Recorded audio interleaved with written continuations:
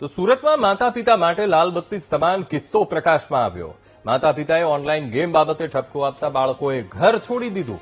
તો 14, 11 અને 9 વર્ષના 3 બાળકો ઘર છોડીને જતા રહ્યા. સુરતના ચોર બજારમાં આવેલ પંડોળ વિસ્તારની ઘટનાથી ત્યાં ક્ષેત્રમાં હાહાકાર મચી ગયો છે. તો પરિવાર અને પોલીસે બાળકોને શોધવાની તજવીજ હાથ ધરી છે. 3 બાળકો ટ્રેનમાં બેસી સુરતથી બહાર ગયા હોવાની પણ પ્રાથમિક માહિતી મળી રહી છે.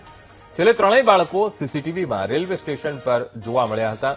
મહત્વનું છે કે બાળકો મોબાઈલમાં ઓનલાઈન ફ્રી ફાયર ગેમ રમી રહ્યા હતા અને આ અંગે માતા પિતાને જાણ થતા તેમણે આ ગેમ રમવાની બાળકોને ના પાડી. જેનું લાગી આવતા બાળકો ઘર છોડીને નીકળી ગયા. હાલ તો બાળકોના જવાથી પરિવાર સતત વલોપાત કરી રહ્યો છે.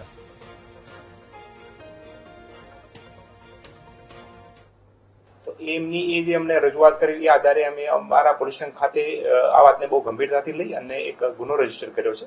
ગુનો રજીસ્ટર કર્યા બાદ તેમને ટ્રેસ કરવા માટે લગભગ 5 જેટલી ટીમો બનાવેલી છે.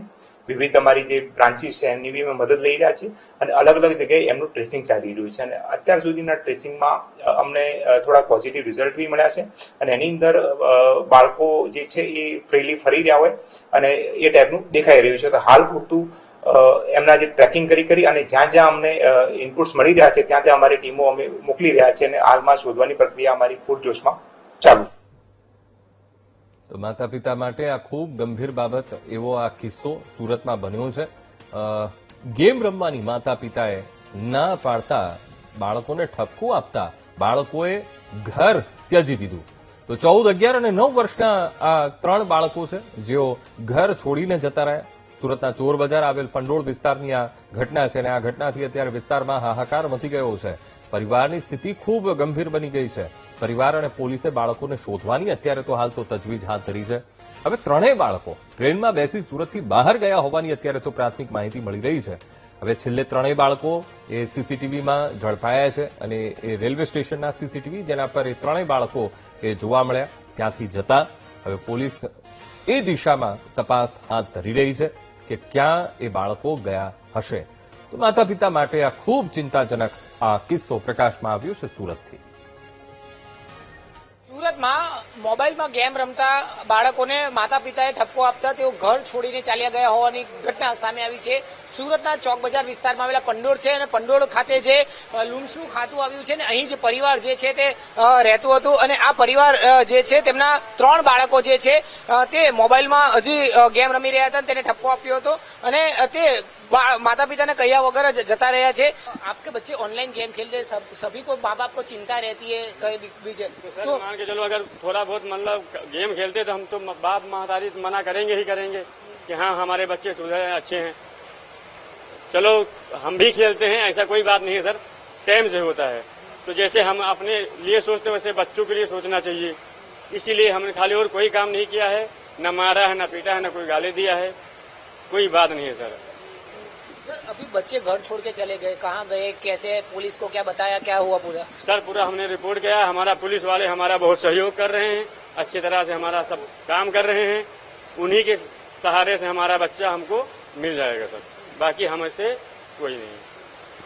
तो उनकी माता जी भी अपने साथ है. बहन जी आप बताइए बच्चों को कितना प्यार, और अभी जब चले गए क्या कैसे कैसे विचार, अभी क्या सोच रहे हो, कब आएंगे वापस, क्यों? कुछ नहीं, कभी बच्चे बाहर निकलते नहीं है. बच्चों को इतना प्यार करते हैं इनके मम्मी पापा कि कभी इसको आँख ही नहीं दिखाए. जब तक बच्चे हमारे खाना खाते नहीं, जब तक हम लोग खाना खाते नहीं, मतलब उसके मन में पता नहीं क्या होगा क्या नहीं होगा कि कोई दूसरे भड़काए में चले गए.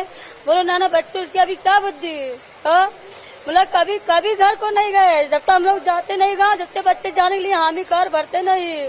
मतलब उसके दिमाग पता नहीं क्या आए क्या नहीं आए. बच्चे बताओ हमारे तीनों चले गए घर से. कहीं हमारे बच्चे मिल जाए अगर एक बार तो अपना जान पा जाएंगे. अगर बच्चे नहीं मिलेंगे हम दोनों प्राणी खुद अपना जान दे देंगे.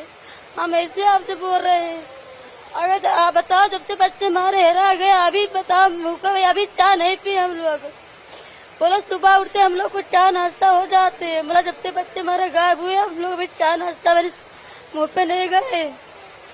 अगर नहीं मिलेंगे बच्चे मैं 2-3 दिन में तो हम लोग दोनों प्राणी खुद मर जाएंगे यहाँ भूखन प्यासन. બિલકુલ આ હતા જે ત્રણેય બાળકો ઘર છોડીને ચાલ્યા ગયા છે તેના માતા પિતા હતા અને ખૂબ જ આઘાત અત્યારે તેઓ પર આવી પડ્યો છે, શોકમાં આવી ચૂક્યા છે. અચાનક જ બાળકો જે છે તે પોતાના માતા પિતાને કહ્યા વગર ઘર છોડીને ચાલ્યા ગયા છે.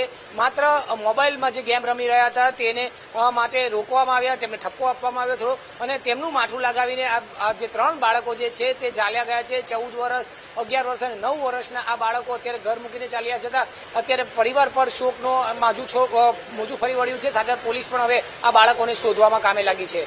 કેમેરામેન સરજુ પારેખ સાથે ધ્રુવ સોમપુરા, BTV ન્યૂઝ, સુરત.